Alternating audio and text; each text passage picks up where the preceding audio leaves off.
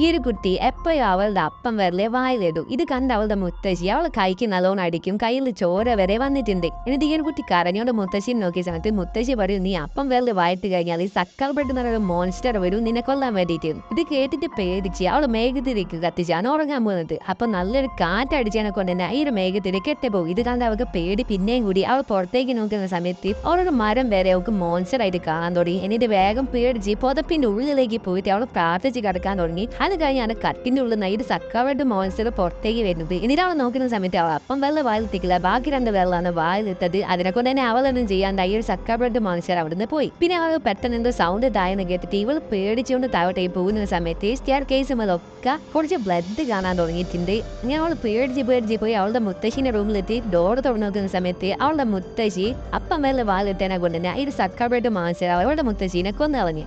അപ്പം വെള്ളം വായിലിട്ട് കിടന്നുറങ്ങുന്നിരുന്നെങ്കിൽ ഒന്ന് സൂക്ഷിച്ചേ.